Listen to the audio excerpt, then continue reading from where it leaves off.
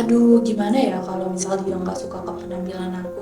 Aduh, gimana ya kalau misal dia ngejudge aku? Aduh, gimana ya kalau misal kontenku itu menurut dia jelek?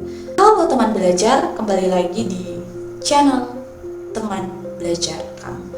Hari ini kita akan ngebahas tentang kenapa kita selalu memikirkan perkataan dan juga ujaran yang menurut kita bikin kita nggak nyaman. Teman-teman tahu gak sih kalau otak kita itu lebih cenderung untuk mengingat hal-hal yang buruk, hal-hal yang kurang baik daripada hal yang berkesan di dalam hidup kita.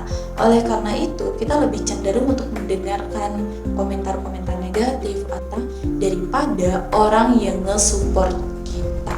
Kalau aku sekarang bilang stop ngedengerin kata orang lain, mungkin ini adalah hal yang susah bagi sebagian dan bahkan banyak orang, dan aku pun sedang berusaha untuk keluar dari zona ini teman-teman, karena aku yakin mau sebaik apapun kamu, mau sejago, mau sebagus apapun kamu tampil, mau sekeren apapun kamu, pasti akan ada orang yang tidak suka ke kamu, dan itu ada di luar kendali kita.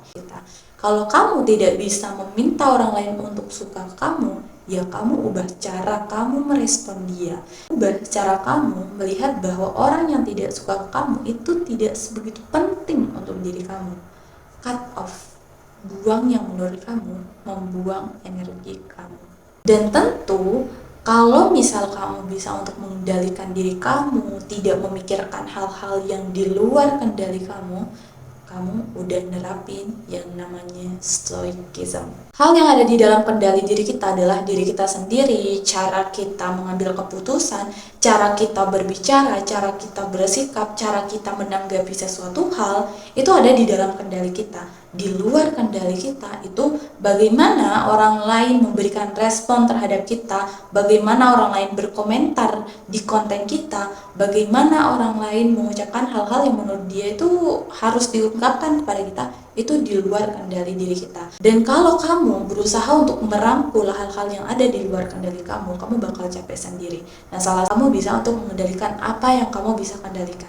Salah satunya adalah cara kamu menanggapi sesuatu hal. Dan tentu teman-teman mungkin ngebahas terkait fisik kita ataupun menjelek-jelekan konten yang kita bikin gitu ya, pasti kita kan kepikiran. Tapi ketika kita melihat dari satu sisi, oh nggak apa-apa, mungkin dia berkomentar seperti itu karena dia berusaha untuk berdamai dengan dirinya sendiri. Jadi kita bisa melihat dari berbagai sisi, berbagai perspektif. Dan tentu kalau kita berbuat baik, kita selalu menghargai orang lain, belum tentu kita mendapatkan perlakuan yang sama. Jadi yang mau aku sampaikan ke teman-teman, kalau kamu tidak bisa untuk mengendalikan orang lain, kendalikanlah dirimu sendiri. Kamu mau untuk tampil seminar proposal, lomba, dan lain sebagainya gitu ya, kamu tidak bisa untuk mempengaruhi juri untuk misal nego nilai gitu kan, untuk mengetahui bahwa kamu berhasil atau enggak ketika presentasi dalam sebuah perlombaan.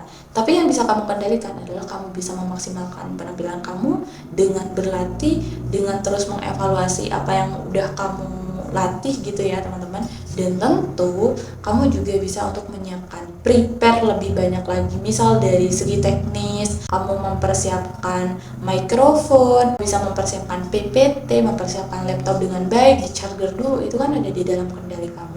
Jadi terkait teknis kamu udah aman, terkait materi kamu udah aman, terkait fisik tubuh kamu sehat dan kamu bisa menampilkan yang terbaik.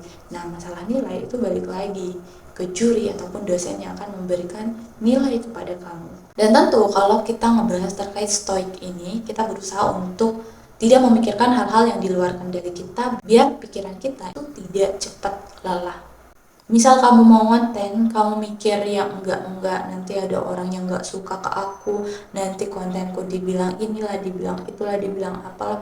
Itu sebenarnya enggak apa-apa banget kamu berpikir seperti itu, karena kamu ragu kalau konten kamu itu tidak diterima oleh orang lain, kurang diterima oleh orang lain, dan kamu merasa bersalah.